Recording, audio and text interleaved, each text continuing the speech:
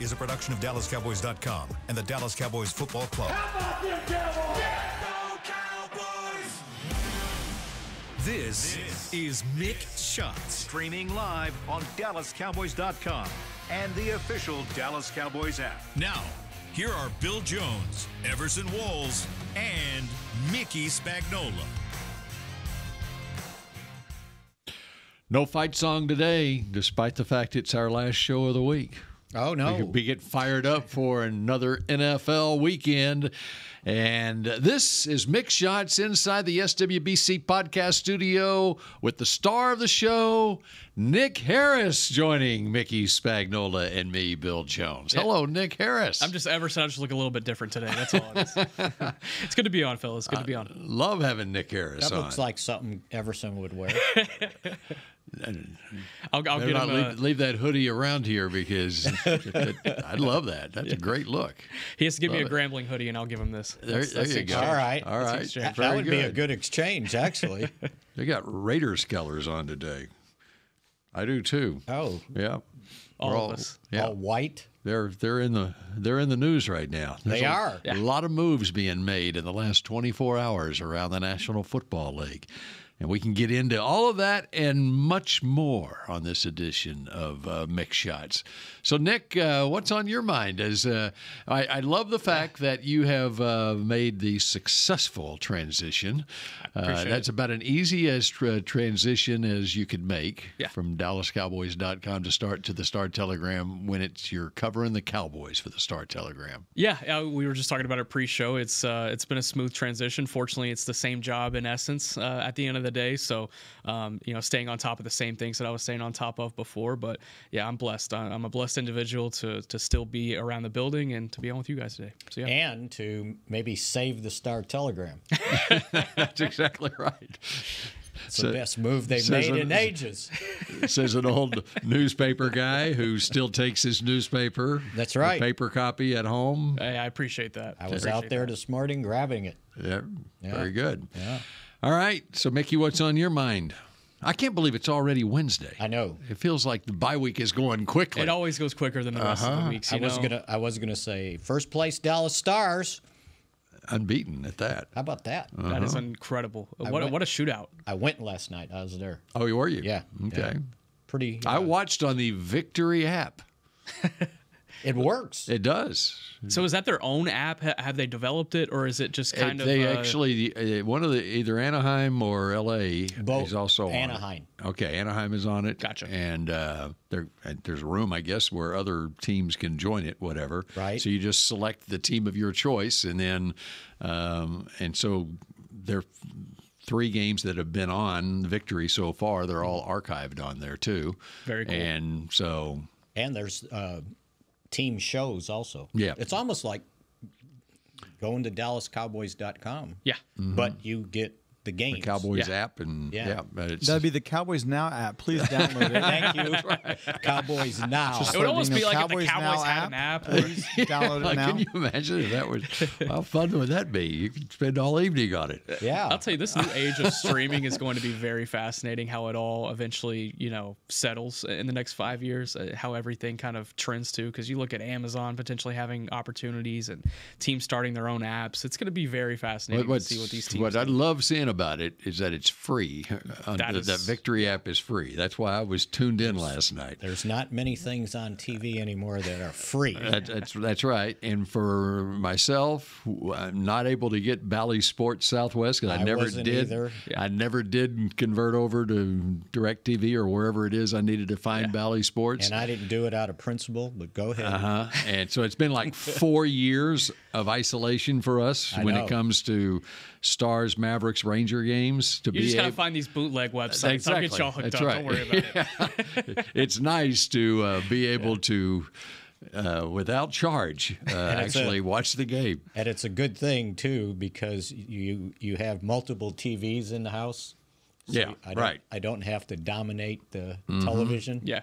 Just go and watch it on my own. And I love watching it on my iPad. You know that I probably told this story before when I was growing up. In Chicago, the Blackhawks away games would be on TV, WGN, to start. and I would commandeer the television to watch the Blackhawk games all the time, right? Yeah. And my parents got so tired of it, they bought me a black and white 19-inch TV to put in my bedroom. Hey, that's a win. That's a win. Look, That's back right. then, people didn't have 2 TVs in the house. The right? 19-inch television in your bedroom was that equivalent of an iPad. Yes. They gave you an iPad to watch your game on. The rabbit ear antennas. Oh, see, that's what I'm With hoping tin this. I'm foil. hoping this will get us back to where games are on free TV. It's That's on right. a free Yeah. app, and let's do it advertiser, generated revenue. So. We got the whole thing figured out here on Mick Shots today. That's right. Yeah, There we got go. it all figured out. Well, that's what we figured out on the Cowboys Now app too. Yep. That's right. And now we're going to take care of the Cowboys. Okay. All right. We only have. I was about to say, how much time do we have? We only got 54 minutes, and that's when Beam starts kicking us out. So, All right. So, what was your take on the story of the day yesterday, Nick? well, no shortage of headlines, right? I certainly with Jerry Jones' radio availability yesterday. I mean, that was a special one. I think that one's going to be one of the more memorable ones we think back to over the course of the next few years. I think more so than anything, I think there's pressure around this team right now. You look at it at 3-3 going into the bye week, and it's not a confident 3-3. It's a pessimistic 3-3, and the injuries have mounted, yes, and have they played a role to some extent? Absolutely. But I also think at the end of the day, there is talent on this team that has not really proven to play at the level that they've been expected to. I mean, you look at CeeDee Lamb specifically. He's been a guy that definitely looks like he has not had a training camp. You look at Dak Prescott, and he has had a couple of games where he's kind of willed the team to the finish line. Pittsburgh is an example, but at the end of the day, he probably could do more. I talked about it yesterday on Hanging with the Boys, is there hasn't necessarily been a win yet where one of these guys just takes over a game. We haven't had the CeeDee Lamb game like we had in Detroit last year. We haven't had the Micah Parsons game like we had a couple of times last year. And I do feel like there is some confidence moving forward into the season with that, because you will get those games eventually. But up until this point, it's definitely been a cumulative effort. And when one of those guys is not holding up their end of the bargain, you see what happens against New Orleans, against Baltimore, and then against Detroit when nobody shows up. So I think it's more so than ever, this has been needed to be a team effort through these first 6 weeks, and sometimes you're just not getting it. They haven't been able to really put an entire game together. They were really good the first half in Cleveland, right? And then kind of no-showed the second half. They were good against Baltimore for one quarter, the fourth quarter, right? Pittsburgh, kind of close, and then this one, not so much. So, and the weird thing is, but we discussed this the other day, Bill, you win 3 on the road and you lose 3 at home. Well, a lot of times it depends on who you're playing, where you're playing them, because they've played pretty good competition at home compared to on the road. On the road, for sure. And the other thing, and you touched on it, you got injuries. There's a reason why we haven't had a Micah Parsons game. He hadn't been on the field for, 2 of them, and left the third one at some point, third quarter maybe. So we spend all week talking about injuries, and then guys don't play, and then they lose, and it's like, well, what happened? Well, it helps if these guys are on the field. Now, at some point, the majority of them are going to get back, maybe sooner than later. I would imagine DeMarcus Lawrence is out for Thanksgiving. I was about to say Thanksgiving, yeah. Thanksgiving, probably. But you're going to get Brandon Cooks back. You're going to get Micah Parsons back. You're going to get Deron Bland back, Kalen Carson back. So that'll help that you're not just depending on rookie after second-year guy who's not played to try to win against teams that are pretty darn good, by the way. My biggest concern coming into the season, and I think for most people, it was the depth of the team, because you're depending on so many of the either rookies or first or second-year guys who haven't done it before now, but they're expected to make that step. And so injuries were going to happen because they happen with every team. The problem I think has been is that the injuries have occurred so early in the season, and those guys have had to step into those like immediately. There was no time ramp up, so to speak, and so you were gonna have growing pains with the young guys to begin with, and then you get thrown into the fire against really good teams. A Baltimore team that made it to the AFC Championship game, a Detroit team that made it to the NFC Championship game that was virtually fully healthy. Yeah. And it looked like it too. Right. And so those were not good matchups for this team. And Baltimore, so when the Cowboys played them, were they 0-2? They were 0-2 coming in. Yeah. They haven't lost since, right? Right. Correct. They're 4-2 now. Right. So they're still pretty good. Right. Everybody was and like, they're sitting there looking at their Raiders game that they lost, like we were looking at the Cowboys Arizona game last year that the Cowboys lost.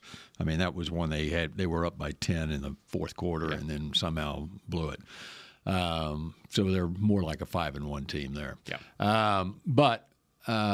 But anyway, that was the bed that they had to lay in because of the salary cap issues and that sort of thing, and the lack of activity in the offseason and free agency. They tried to make up for it once they got to training camp, signing veteran guys who, if they had signed those guys back in March, everyone would say, okay, that they filled needs there. Yeah. Well, it turns out that there's a reason those guys weren't signed back in March, some of them, And so here we are. But they're 3-3, and they're one game out. And I think there will be some advantages to playing this young talent so much early on. It's just you're not going to see the benefits of that until you'd be lucky to see it this season, but more so in the next couple of years. So if you're looking at this season in a vacuum, they get the experience, yes, but it's going to come with a lot of lumps and bruises. The vacuum that's sucking them up right now is their schedule. Absolutely. 100%. And the next 5 games in particular, and well, 6 if you counted Detroit last week, where you're playing 4 of the next 5 opponents are first-place teams, and the other one's Philadelphia. Yeah. Can you go 500? Well, and if you're – that's not the goal, but – I think they should be, if they are, what would that be? Well, you can't go. You can go how far into the season? How many games did you leave out? So you go at San Francisco. If you Atlanta. are right, then Philadelphia, Houston, and now Washington. Yep. And if let's say you went 2-3 during that time, then you're looking at 5-6 headed to Thanksgiving, and then let's give you the Giants on Thanksgiving. You're 6-6 after Thanksgiving. Should they be okay with that? No, I think you need to win at least another game in there. So you need 4-2. You need 4-2, and be 7-5. Look. Is Philadelphia setting the world on fire? No. That's a winnable game. Okay, so Atlanta? So you're putting 2 W's there. Washington? Look who they've played, and look who they've lost to. When they've played a good team, they've gotten beat. They've played better, though. The tough part that I look at is does the opponent have a running game? And if the answer is yes, I almost immediately throw an L on the board. I look at Atlanta, they have 2 guys. San Francisco, if McCaffrey's back, then they'll have 2 guys. Philadelphia's got Saquon. Well, they've got backup guys that have been running for 100 yards, too. That's tough. And that's fine. But then you've got to play well offensively. Absolutely. That's where all your talent is, where the majority of your money is. So you got to play well offensively. They got to get that going. Yeah. Otherwise, if they're at the mercy of their defense, they're in trouble. Yeah, the offense is not holding up its end of the bargain at all. Right. Especially with the defense needing the extra help with all of the injured starters that have been out these last couple of weeks. The offense has been needed to step up. And when you look at it, yes, you are 2-1 in these previous 3 games, but you've scored 20, 20, and 9. Right. That's not the offense holding up their end of the bargain. So the best offense they had, fourth quarter against Baltimore, the first half against Cleveland. I agree. And then at the rest of it, they've struggled. And go figure. With the talent you have, and I know they were without Brandon Cooks in this game, and there will be since he's on IR. But I don't know that at that point what he was doing at that point was a major deficit. You can manage with these other guys. You cannot manage when your offensive line is playing the way this offensive line is playing. And until they get that fixed or better, they're going to struggle. All right, and when we come back on Mick Shots, let's talk about fixing the offensive line. Star Sports Tours is the only official fan travel partner of the Dallas Cowboys, offering exclusive game weekend travel packages with pre-game sideline access and photo ops with current players, cheerleaders, and Cowboy legends. You want to stay at a team hotel, attend the best tailgate party in Texas, tour the Star, and talk X's and O's with me, Everson Walls? With Star Sports Tours, you can. Visit cowboystravel.com to book your travel package today. Hey Cowboy fans, I'm Dak Prescott, quarterback of the Dallas Cowboys. But lately, I've been learning a new game, crypto. Sound confusing? Don't worry, even us pros were rookies in crypto once. That's why I trust blockchain.com. They make crypto easy. No confusing jargon, just the tools to help you win. Prescott keeps it, slides with a first down. Invest like your icons, where everyone is a rookie in crypto with blockchain.com. Perfect throw, my goodness. Wow, did he ever thread the needle. Visit blockchain.com/Cowboys to get started. Hey y'all, Matt Pittman of Meat Church here. With football season kicking off, I'm already gearing up to bring the smoker back to AT&T Stadium for some epic tailgates. But with that Texas heat, it's crucial to keep my beer hand cramping cold. That's where Yeti's insulated Colster can cooler comes in clutch. This year, you can even get them with the iconic star engraved on the side. Licensed Yeti Cowboys gear is now available at Stadium Pro Shops, concessions, and on Yeti.com. Check it out today. Yeti, official cooler and drinkware of the Dallas Cowboys. Miller Lite is brewed with great taste and only great taste. The Miller Brewing Company would like to issue a correction. Miller Lite is brewed to be less filling. What are you doing here? Miller Lite tastes great. Look, I'm just reading the script. It says less filling. That's not what my script says. Well, mine says... We'd like to apologize for the previous announcers. Miller Lite is in fact less filling and tastes great. Time to shine, legal guy. Celebrate responsibly. Milwaukee, Wisconsin. Beer. 96 calories and 3.2 grams carbs per 12 ounces. Fewer calories and carbs than premium regular beer. Back to Mick Shots. Hey, patience. Oh, bad start. Take two. Hey, parents. Oh, goodness gracious. It was covered with my... my paper clip. All right. Chris said, go. Hey, parents, get ready for a spooktacular time at Little Stars presented by Nuna on Wednesday, October 30th. This free Halloween-themed event is perfect for your little pumpkins aged 5 and under. Join us from 10 a.m. to 12 p.m. for fun activities, silly games, and lots of treats. Visit stardistrict.com for more info. Who would have thought at my age I'm reading this about little stars and pumpkins and pumpkins? Hey, patience. Like a doctor yelling at out in the lobby. Hey, patience. That's one of those when Be quiet out there. When it was coming out, it was like, no, that ain't right. Had to do a double take. Little stars. Okay, do we need patience with this offensive line? What a transition. That's a true professional. Very good there, Bill. How about y'all fix this Yeah. And a boy, Dez. Yeah, I think with this offensive line specifically, patience is actually funny. I think it is probably one of the traits that's needed whenever you look at it. They don't have time. They don't have time for patience, and they don't have time for it this season. And I think, obviously, you could look at the two most important positions on the offensive line, center and left tackle. I know arguments can be made for other spots, but those are mine. And whenever you're putting rookies in those spots that are playing those positions for the very first time for a full season, you're going to have a lot of lumps and bruises. And I think you've seen it with Tyler Guyton. Maybe not as much with Cooper Beebe, but they've still been there. He's not getting into the second level as often as you would like, especially with a running game that has been non-existent over the course of the first first few weeks. It's going to take time, and I think also you factor in Zach Martin just had his worst game as a pro, I think, by a mile against Detroit.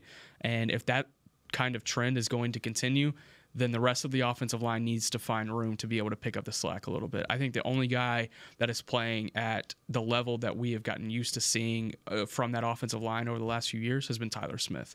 The other 4 guys, they're going to need to step up. And there's patience needed, but we don't really have the patience for the guys like Zach Martin and Terrence Steele, only because those are the guys that have been here. Those are the veterans that are expected to help kind of elevate that room whenever the rookies do need some time to be able to step up. So I think all in all, there's definitely got to be a different approach with this group of 5 up front coming out of the bye. And definitely they're not going to wait around because it's San Francisco. So there's going to be some big-time defensive linemen coming out. I think one of the big concerns as far as Zach Martin is he became a patient last week. Thank you. He showed up on the injury report with a back. Yeah. And Ali McNeil was rewarded for his efforts on Sunday with Wasn't that funny? with a 4-year, $97 million, $55 million guaranteed contract from the Lions yesterday. We'll see what that does to their depth, because they've got all the answers, by the way.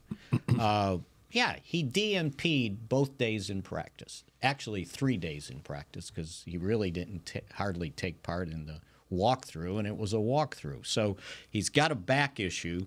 We look at that, and then we go, oh, he didn't play well. Well, at least he played, if nothing else. I thought before that, I don't know that he was at the level that we're used to seeing, but he was still good.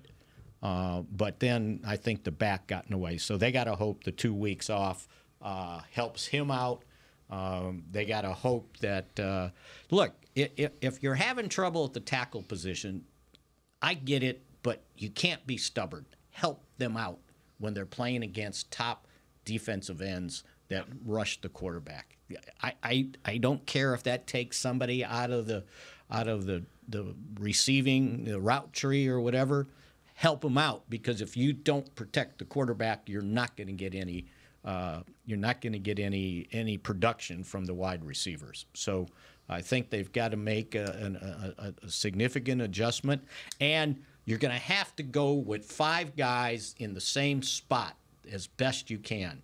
And that depends on the health of Tyler Guyton. Right. And if Guyton's ready to go, then okay, put him back out there and go through the growing pains. But at least get 5 guys functioning together, not this chess, moves. But one of the keys on that, too, is getting Tyler Guyton in practice.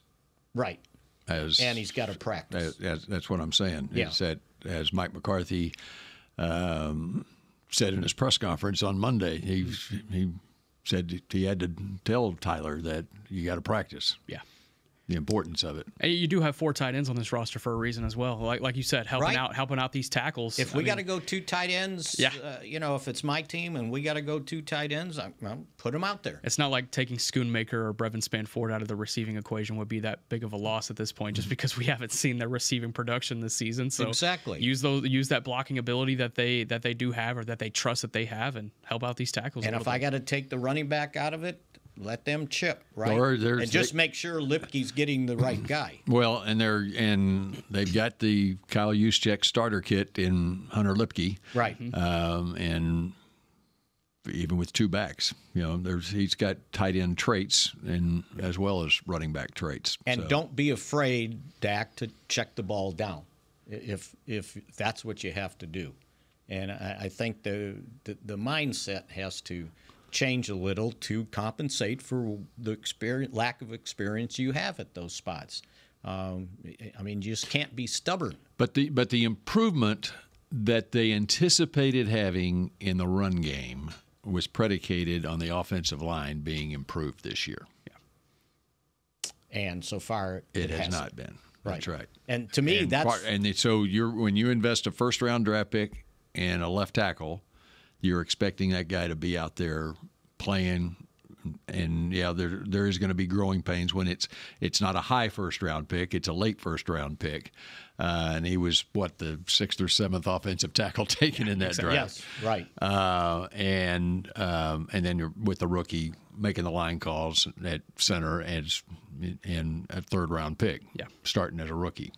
And you also have a couple of veterans regressing a little bit, or showing regression. A nearly 34-year-old future Hall of Famer. Yeah. So until they get that settled, this offense, I'm not sure how productive it's going to be, Because as we said, going into the game, when we knew the injuries on defense were mounting, no Eric Kendricks, you better score 30-something if you wanted to win. As it turned out, you needed to score 40-something. Yeah. But you needed to. And you don't know how the game would have changed if your first 2 red zone possessions ended up in the end zone. Yes. Yeah. Red zone execution has been so bad. Right? Yeah. You were good enough to move there, and then you can't finish. It wasn't penalties this time, but you get broken plays. You tried to run the ball, you didn't. Dak gets in a hurry throwing in the end zone, it gets intercepted. You just got, if they scored touchdowns there, at least you're sort of keeping pace. And Detroit's not playing nilly-willy, because now it's a 14-14 game, or even 14-10, right? Yeah. You just got to score those touchdowns after you drive that far, 2 possessions in a row. And then after that, you get behind, and now you're in trouble. Yeah. You think about red zone turnovers, the fumble that CeeDee Lamb had against Baltimore. You flip that script, and there's probably an opportunity to come back and win that game in the fourth quarter. Right. You look at a red zone turnover against Pittsburgh. If you don't convert on that 4th and goal to Jalen Tolbert at the end of the game, you look at that as a pivotal play in the game. And then, yes, it ended up being a domino effect from in the Detroit game after the CeeDee Lamb, or after the Brian Branch interception on the targeted to CeeDee Lamb. But you score on that play, and things maybe look a little bit different in the first half, and you can kind of get back in that game a little bit. But red zone turnovers have been awful for this team. Red zone execution has been bad for this team. We talked about red zone execution around this time last year too, and so I wonder how much approach and how much intention is taken into that. And I think whenever you ask Mike McCarthy, the number one thing that he is worried about is the turnover margin. Giving up 5 turnovers in this game and not being able to take away anything, only generating 5 takeaways so far this season, that's a problem. You got to be able to play complementary football with an offense like this. Do they have enough at wide receiver? Have they had enough going back to even the draft at wide receiver? I think they have enough if Brandon Cooks is out there. Healthy. Yeah. Because I think he did not play before the Giants game. I don't know how healthy he was with that knee. Because we saw him in training camp, right? I have felt he was the guy. He was great up until he banged up his knee very late in camp. Yep. I have felt all along they don't have enough at wide receiver. And you subtracted Michael Gallup, and you're and as much grief as he took last year. You're promoting from within. He was your 3rd receiver. You're promoting from within. You haven't added Ryan Flournoy, a 6th-round draft pick. You can't expect a 6th-round draft pick to do anything the rookie year. And I think, and as evidenced by what you're seeing around the league yesterday, with Amari Cooper going. So do you want to trade for Amari Bills? Cooper? No, I'm saying no. What I said all along is I wanted a wide receiver in that draft, and I thought there were wide receivers to be taken in that draft. And now you had other positions of need too, but in my estimation, there are enough positions of need. You take the best player. At a position of need, and you go across the board with the exception of quarterback, you had positions of need throughout this team. Yeah. And every year it's like that. And then we get to a point now, mid-season, and and one of those wide receivers gets hurt, and now you're down wide receivers.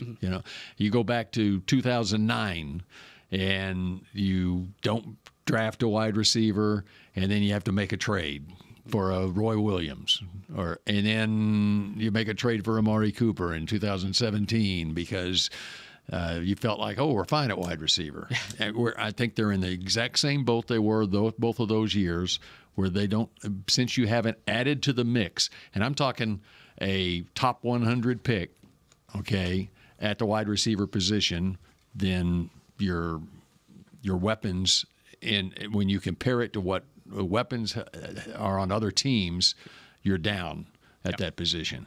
And yesterday, you got Buffalo tried to go after losing Stephon Diggs. They added a high 2nd-round wide receiver, and they're still down. Well, they also lost Gabe Davis, and so now they've replaced him by acquiring Amari Cooper. Yeah. Okay, and the Jets are the same way. They needed someone else to go along with Garrett Wilson, to go along with Alan Lazard, and they brought in Mike Williams, and he wasn't the guy, obviously, and now they've got their guy in Davante Adams. You look at the Packers and what they have, and the Packers 1 year, they decided 2 years ago that we are going to use all of our draft collateral on receivers.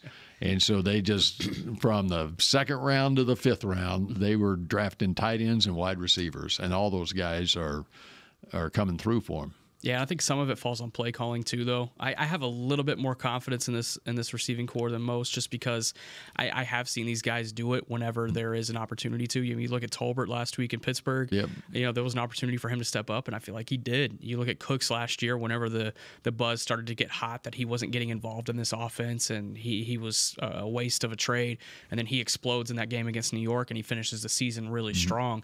I've seen these guys do it. CeeDee Lamb last year, the season that he had. But I do feel like this team, and it kind of goes back to the red zone issues, they have not had a big target since Dez, a reliable big target since Dez. And if they could go get a guy that can be that red zone threat, that can be 6'3 plus and just go jump up with anybody in the league, you can allow these other guys to be so much more spread out. They can run these West Coast concepts a lot more freely, because you're always going to have that guy who can break off the top of the defense with a big possession skill receiver like that. So should have kept Racy McMath. Yeah, that's what it was. That's what it was. Kelvin Harmon's waiting on the practice squad. So, and since you brought it up, no, you probably didn't want Amari Cooper back. No, right? And it wasn't going to cost you much because they had already paid his base salary, so it was going to be less than $1 million. So everybody's jumping on, well, you got to go get Davante Adams.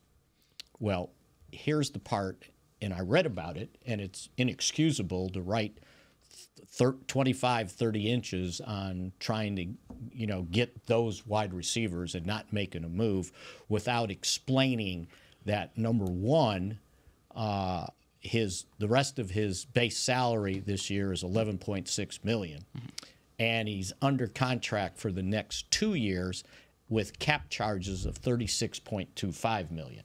Yeah, you couldn't have afforded it. You can't do it, right? But no one wants to point that out. It's like, well, the Cowboys aren't doing anything; they're not trying. Well, okay, you're trying within what your salary cap allows. Now, the Raiders, and here's what happens when you miss on those things or you decide to wash your hands. Their cap charge this year, $13.67 million dead. Next year, $15.7 million dead because he didn't finish his guaranteed money. Yep. So you make mistakes like that, and they're costly. It costs. I think the mistake for Vegas's perspective was not putting anything around him. And you're like a quarterback? Yeah, anything. Yeah, quarterback specifically, but anything. No running game. I mean, you talk about one of the worst backfields that I've seen in a long time. I mean, they don't have a quarterback or a running back. It's tough. And I think that's eventually what drove him out. And then the other question that keeps coming up, why don't they trade for Hassan Reddick? Well, he's on a team, by the way, even though he's not on the team. And why is he not on the team? Because he wants to get paid, right? So can you have two receivers making $30 million a year? Probably not. No. And so, but you're right. The way you solve that is through the draft. Now they did spend a third-round pick on Tolbert, and he seems to be coming along. If you got Cooks out there, okay, then the other guys are fourth rotation at the fourth wide receiver spot. But now, so Tolbert was 2022, right? So you've gone 2 drafts now without taking a top 100 wide receiver. Yeah.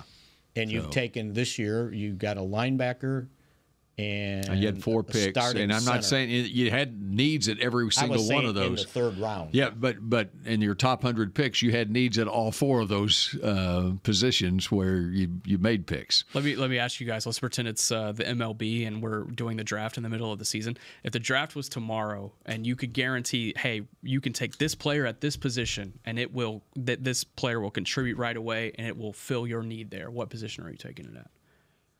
Are we talking about next year's draft? Just right now, if you could place a player on this team right now in the middle of the season, but I'll take a college player. Like a college player. Yeah. He's not draft eligible for another 2 years, but I'll take that Alabama wide receiver, the 17-year-old Ryan Williams. That's who I'll take. You don't want Hunter? There you go. Because he plays two positions. So you can play him 100 snaps a game. That is true. and then he's going to get hurt. And then he's not available to play the fourth quarter of the game. And you'll have him before the bye week. That's right. Or we'll let you think about it.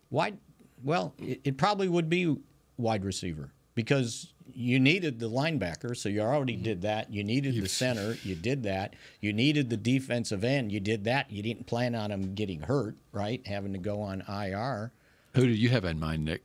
I'm thinking either running back or receiver. I honestly, I'm. Oh, that Ashton Genty. Yeah, he is fun. I just don't think this franchise will ever spend a first-round pick on a running back ever again. I truly do not. Although it seems to be working for the Lions. It sure does. And there are some other teams now that we talk about the importance of the run game. Yeah. It's funny how it all goes in cycles. 100%. As long as you don't have to spend the big money for the running backs, and now it's come down where you don't have to spend big on the second contract. Yeah. You don't have to spend the big money on the running back, and so now it become more in vogue to go ahead and take a running back in the first round. So could a running back behind this offensive line make a difference? No, I don't think so. Defensive tackle is another option. Yes. You do that 2 out of 3 years. Oof, that'd be tough to swallow. Right. Mm-hmm.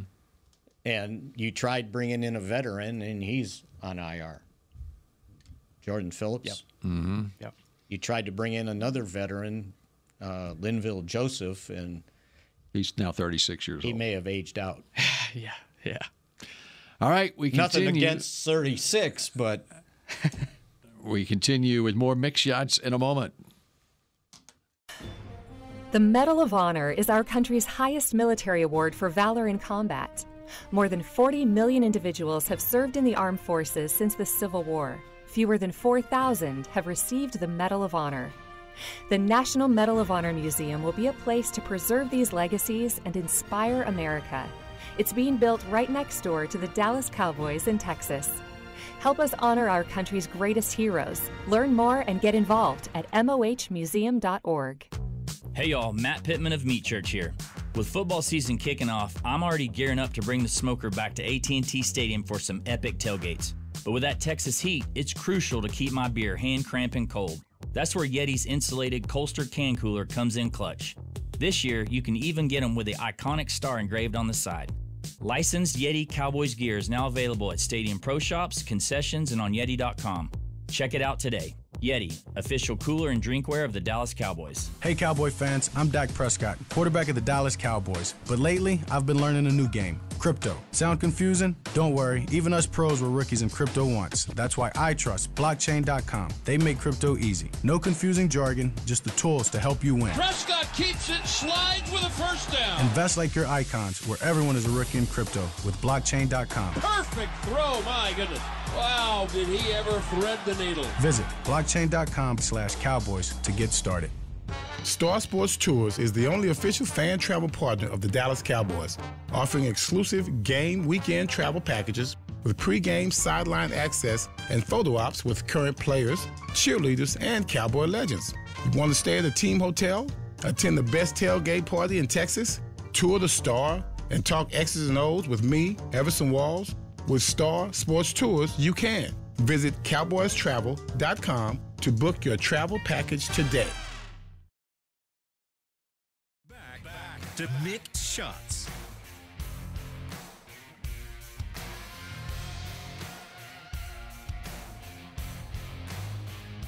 Cowboys Nation, Dallas Cowboys United, presented by Globe Life, is now exclusively in the Dallas Cowboys app. Join the official fan club today to receive access to all the new Cowboy drops, features, team news, and pre-sale access, and fan and kid of the game. Download the app now to join. 10 out of 10. I don't know. There was something right in there where it said receive access to all the new Cowboy drops, feature. Oh, I see. Okay, enough of that. All right, we got a precious few minutes left this week here on Mix Shots. You know, Jimmy Johnson wrote a book once upon a time. Name of it was Turning the Thing Around, right? Okay, that's going back 30 years ago. If you look at the Lions, I just came across this, how quickly the Lions turned it around this season as far as scoring points. Their first 3 games of the year, overtime win over the Rams, they scored 26 points. We just talked about how the Cowboys aren't scoring enough points for their last 3 games, even though they won 2 out of the last 3. It's what the offense has scored 20, 20, and 9. Yep. All right. So in regulation, the Lions scored 20, 16, and 20 their first 3 games of the year against the Rams, Tampa Bay, and Arizona. And then they come back and they get 42 against Seattle, and after a bye week, they get 47 against Dallas. So how quickly can you turn this thing around? And it brings me to the Cowboys in last year. And you go into the bye last year, coming off a game at San Francisco, and then squeaked out a win against the Chargers, and then come back, played the Rams, and then the second half of the season, so to speak, the offense was clicking. So how quickly can you turn this thing around? It's certainly possible. We've seen it. I do believe that the offense will get back on track. I do have belief there. It's the defensive side of the ball that I'm worried about, but different conversation. Offensively, Dak and CD are going to get it figured out. I have confidence in that. I think this bye week will be huge for them to be able to figure that one out. And CD had even said this is a really good opportunity for us to get reps outside of the building. Except, it's going to have to be outside the building. Exactly, outside of the building. Last year after the bye week, we saw a lot more creativity thrown into the offense, a lot more pre-snap motion, a lot more personnel changes in the backfield. Now, granted, we've seen that more so in the front half of the season this year. But there was more creativity. There was more of an approach on getting guys open in space. And we haven't necessarily seen that in the first 6 games this year. You're almost trying to throw guys open.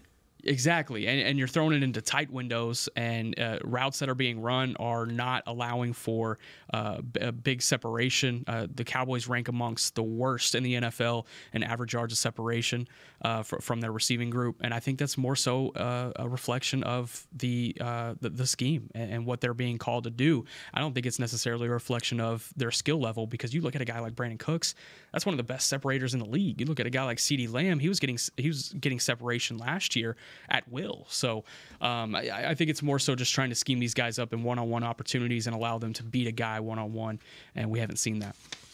By the way, another bit of injury news in the division. Andrew Thomas lost for the season, had Liz Frank surgery yesterday, which brings me back to the Cowboys' offensive line. When you are trying to get continuity on that offensive line, and you want Tyler Smith, who made the Pro Bowl as a left guard, if you don't want to move him around every time Tyler Guyton needs to take plays off or games off, is there a thought that you would try, and also with the issues that Zach Martin might be having health-wise, okay, and where TJ Bass is your swing guard, okay, can you, I'm just throwing this out there, can you go with a combination of Tyler Guyton and Awesome Richards at left tackle, leave Tyler Smith at left guard if Guyton can't go, and you put Awesome Richards at left tackle? Put Awesome Richards at left tackle. They had an opportunity to do that, They didn't do it this time. Yeah, and they were thrown into a situation where they needed to throw in a left tackle in Pittsburgh. Right. It made a little bit more sense to go ahead and put Tyler Smith there because tough task, But then you had a week to prepare, and they still put Tyler Smith at left tackle. Right, and they had success. Their best game running the football against Pittsburgh with that combination, which it made sense to, okay, let's keep this thing going. And that was intentional, by the way. That wasn't out of desperation. The intentional that they left it the way it was after the Pittsburgh game. And I think this conversation has the caveat of Chuma Edoga is coming back. Oh, there you go. And this and staff Mickey just sucked air through his teeth. This staff still believes in his ability as a left tackle. It blows my mind. I have always stood on the table. Did you see that in training camp? He is a better guard, and I think he would be a great depth guard. I don't understand the force of putting him at tackle, but that's what the team still believes, and I firmly believe that if Guyton were to go down and Edoga is healthy, they'll keep Smith at left guard and they'll put Edoga at left tackle, just like they did last year. But I just think that they've got to figure out the offensive line. They got to get the offensive line going in order to get things going. If you put Awesome out there, that's basically 3 rookies in their offensive line. Exactly. I mean, from an experience standpoint. Has Awesome played a snap? He did at the end of the game. Of the Detroit game. He did. That's right. That's right. And as it turned out, it was the whole fourth quarter. I mean, basically, in a blowout game, he got. They moved the ball. Yeah. Just turned it over. Which, by the way, when we keep talking about the 5 turnovers, 2 or 3 of them were after the fact in the fourth quarter? Flanoy fumble, rush, interception, Turpin fumble. Absolutely. So they had 2 turnovers. If they want to refer to turnovers getting in the way, those were the 2 that really hurt or added to what was going on. Awesome had 18 snaps in that game. Yeah. 18. Mm-hmm. They moved right down the field. Good for him. With Rush in there. I don't know what Detroit had in at that time. Yeah, before that, he had 41 career snaps offensively, and then 18 in that one. Yeah, and those would have probably been all mop-up time, absolutely, too, right? 100%. As a rookie. So the Giants now going with Evan Neal. If there's a 7th pick in the draft who didn't make the starting lineup at right tackle this Life year. Could be worse up front. That's right. Life could be worse. No, nobody makes mistakes like that. That's right. Leatherwood, that was another one. Oh, gosh. Man. I thought he was going to be good, too. That was those Alabama guys. Too. Yeah, something. Something in the water. Yep. All right, well, that was fun. Yeah, and we didn't even bring up Jerry, did we? Slightly. I tried to, but Nick did not go there. I pivoted. It was fun crashing the party. He's a smart man. That's right. It was fun crashing the party, fellas. Thanks for letting me come along.